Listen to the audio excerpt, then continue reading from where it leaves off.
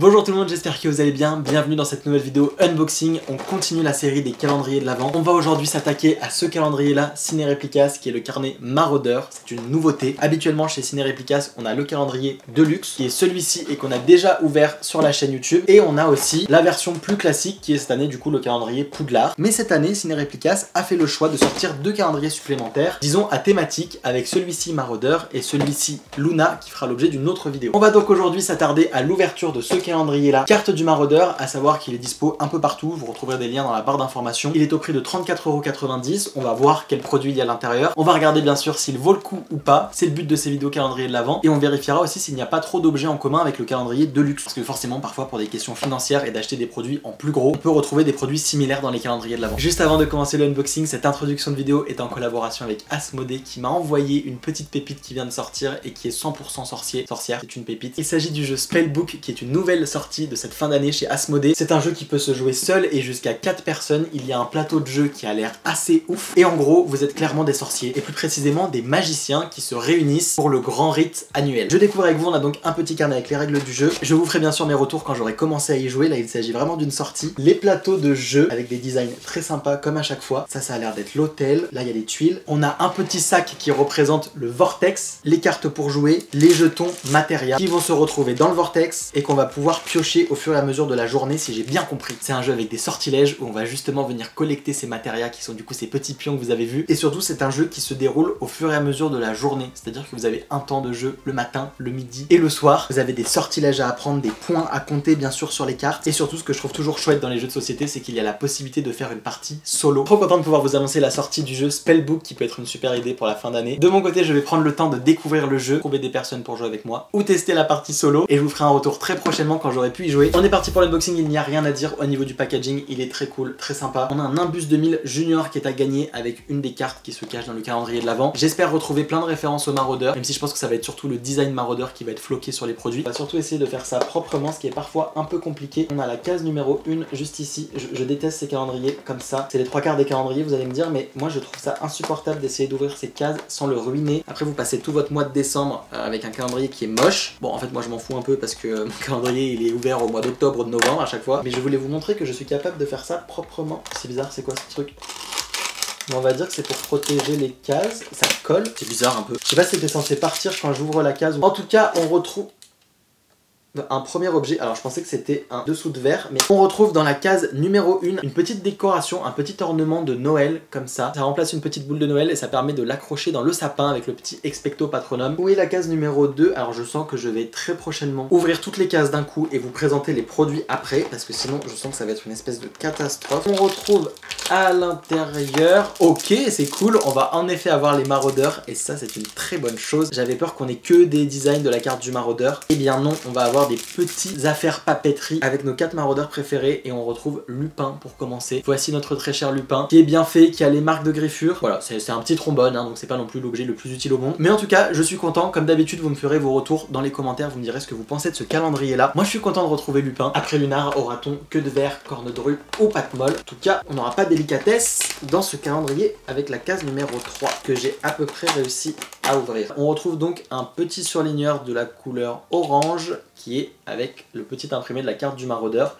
C'est sympa honnêtement et ça change un peu de design. Enfin non, ça change pas de design parce que c'est la carte du maraudeur, mais en tout cas ça change d'avoir la carte du maraudeur sur des petits designs auxquels on s'attend pas habituellement. Pas des designs autour de produits où on s'attend pas, comme un surligneur, je vais y arriver. Et je pense que je vais d'abord ouvrir les petites cases pour que ce soit plus simple, qu'on arrête le carnage. Je viens de tout déballer, regardez-moi s'il vous plaît l'état du calendrier de l'Avent. Dans la case numéro 4, on retrouve ce petit pochon avec le petit Have You Seen This Wizard qui nous fait forcément référence à notre Sirius Black enfermé à Azkaban. On avait déjà eu des pochons avec la carte du maraudeur, ils n'ont pas recyclé, ils en ont créé un nouveau. Donc écoutez, c'est plutôt sympa à voir l'utilisation qu'on en fait. Je commence à avoir pas mal de petits pochons comme ça. On peut y mettre sa potion, on peut y mettre ce qu'on veut. À voir dans le quotidien comment l'utiliser, mais en tout cas c'est sympa. Dans la case numéro 5, on retrouve ce petit cache-œil si jamais vous allez prendre l'avion et que vous voulez être méga discret, avec une petite inscription méfait accompli. Mais en tout cas on a ce petit cache-œil, je ne le trouve pas forcément magnifique. À titre personnel, je n'utilise pas de cache-œil, mais je ne pense pas utiliser celui-ci, donc là je vous dis tout. Dans la case numéro 6, on retrouve un stylo, et du coup vous allez me dire, bah un stylo ça a rien de maraudeur, sauf que ce stylo a une petite particularité car il a une carte du maraudeur embarqué. C'est donc un petit stylo commercial, on peut imprimer ce que l'on veut comme ça. Et ils ont mis la carte du maraudeur. Et franchement, il y a du détail, on dirait peut-être pas sur un stylo comme ça, mais il y a vraiment toutes les inscriptions de la carte du maraudeur. On peut vraiment checker qui est en train de se balader à Poudlard tranquillou. C'est recto et verso. Bon, c'est sympa. C'est une idée qui est originale et honnêtement, je préfère ça plutôt que dans certains calendriers, on a juste un stylo avec une petite babiole. Dans le numéro 7, on retrouve de nouveau la petite inscription comme ça, méfait accompli, avec les petites traces de pas de la carte du maraudeur. Et on retrouve à l'intérieur donc un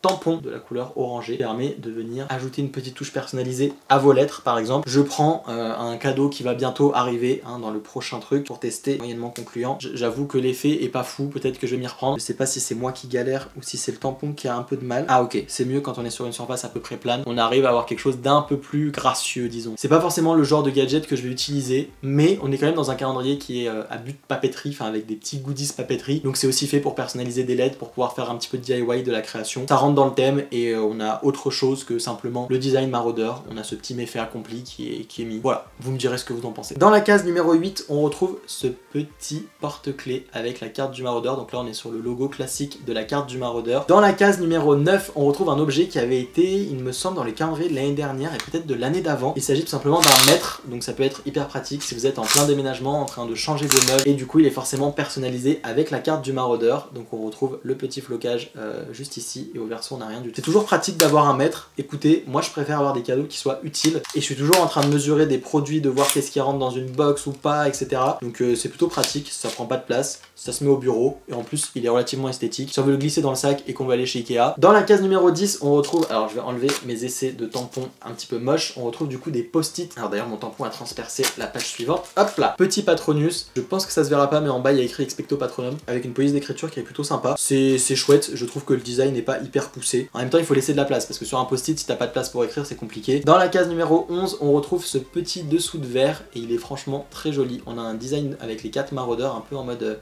étoile, un peu un fond stellaire comme ça, là c'est très sympa. On est toujours sur un arrière en liège comme ça et franchement je les trouve très jolis, ils ont la bonne taille, ils sont très sympas. Mon seul petit reproche, parce que j'ai vu du coup un petit peu les prochaines cases, c'est que de nouveau comme dans le calendrier de luxe, on a qu'un seul dessous de verre. Je trouve que c'est toujours chouette de les sortir quand on invite du monde, d'en avoir 2, 4, 6, je trouve ça juste un peu dommage d'en avoir un tout seul parce qu'on va jamais réussir à retrouver exactement le même à la vente pour avoir un set un peu égal. Moi je suis un peu toqué, j'aime bien avoir des trucs similaires, j'aime bien quand c'est pas trop différenciant, j'aime bien quand c'est toujours la même chose, genre j'aime bien avoir 4 fois le même, ça me stresse d'avoir des sous-verts qui sont un peu différents. Et le numéro 12 qui marque la moitié de ce calendrier de l'avant, pour moi c'est un petit peu un flop. On en avait déjà un du coup dans le calendrier Deluxe Ciné Replica, c'est donc un yo-yo, on retrouve vraiment exactement le même yo-yo, même fabrication, même chose, sauf que cette fois-ci est floqué sur du noir, un design noir, donc là on voit un petit peu en relief qu'il y a la carte du maraudeur, je sais pas si ça se verra ou pas du tout, mais on a le logo de la carte du maraudeur qui est quasi invisible et donc ça n'apporte pas d'intérêt à l'objet. Déjà que j'étais pas hyper fan du côté yo-yo, je n'en vois toujours pas trop l'intérêt, mais là en mode carte du maraudeur quasiment invisible, je passe mon tour. En numéro 13, on retrouve quelque chose que j'avais beaucoup aimé il y a 2 ans, je suis très content que ce soit de retour. Il s'agit d'un porte-téléphone, enfin de quelque chose qui s'accroche derrière le téléphone, donc pareil, on est sur un petit méfait accompli, on a l'habitude de ce petit design maintenant,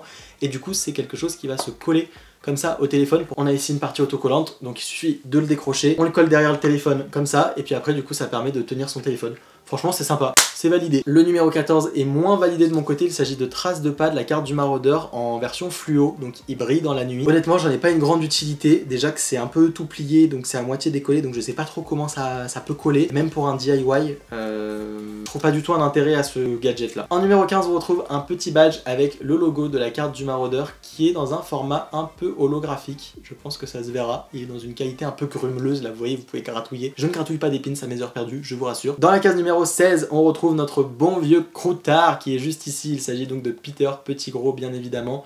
Franchement la gomme est hyper originale, on a rarement vu des designs qui sont un peu originaux, qui changent, et là c'est complètement le cas, donc franchement je trouve ça hyper cool qu'ils aient créé ce petit croutard là, et ça va carrément à notre très cher Peter. Si vous voulez queue de verre et si vous voulez gommer queue de verre, c'est tout à fait possible grâce à la case numéro je sais plus combien. On doit être à la case numéro 17 et on retrouve un petit pins qui est très mignon, il s'agit de Sirius Black.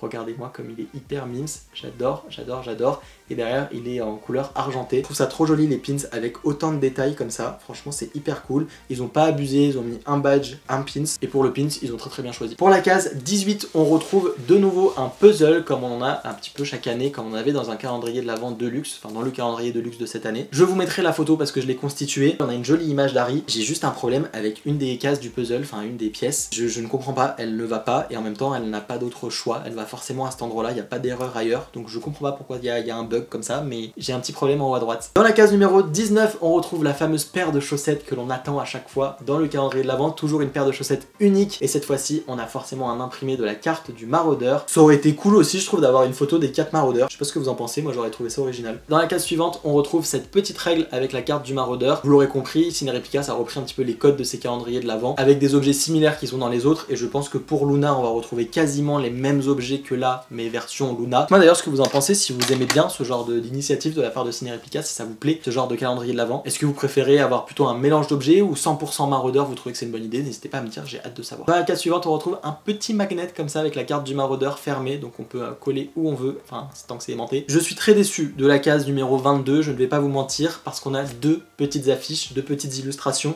qui doivent se coller. Ouais, c'est des trucs autocollants donc on peut les coller. C'est juste deux petites vignettes collantes comme ça. Forcément dans le calendrier elles ont été toutes pliées et même si on est dans le thème avec les maraudeurs, hein, je vous montre aussi celle-ci forcément, qui est très connu, même si on est dans le thème, eh bien je suis déçu. Je trouve par contre que la case numéro 23 vient complètement relever tout ça parce qu'on a un design très chouette. On a une mini carte du maraudeur, vraiment c'est genre trop chouette dans une matière un peu plastifiée. Donc c'est pas trop fragile en mode juste du papier ou du carton. Il s'agit d'une carte du maraudeur plastifiée et entière. Donc c'est une version miniature forcément, mais vraiment en accordéon comme la vraie carte du maraudeur. Et franchement je trouve ça hyper sympa. J'ai l'impression d'avoir une carte du maraudeur de poche que je peux transporter. On a vraiment tout comme la vraie carte du maraudeur. On peut même venir refermer ici. Je pense que ça aurait été hyper cool de terminer avec ce produit là, qui est du coup un produit 100% original pour ce calendrier de l'Avent. Mais le numéro 24 est tout autre car il s'agit d'un tote bag qui était tout plié mais qui rentrait parfaitement. Un tote bag avec la carte du maraudeur comme ça d'une couleur blanc et cru avec la carte du maraudeur qui est designée en marron. C'est pour terminer, je sais pas pourquoi à chaque fois je fais des positions genre moins c'est pratique, mieux je peux vous présenter. Voilà les détails de ce petit tote bag. Ce qui est très pratique car ça va me permettre de mettre tous les cadeaux que j'ai pu avoir dans ce calendrier de l'Avent. Dites-moi en tout cas vous ce que vous en avez pensé. Moi j'ai clairement un coup de cœur pour cette petite carte du maraudeur de poche. J'ai hâte d'avoir vos retours, dites-moi si vous trouvez qu'il vaut le coup ou pas, si vous allez le commander pour Noël. On se retrouve très bientôt pour ouvrir du coup le calendrier Luna, le calendrier Poudlard et potentiellement d'autres à venir. Prenez soin de vous et à très vite pour de prochaines vidéos. Ciao ciao.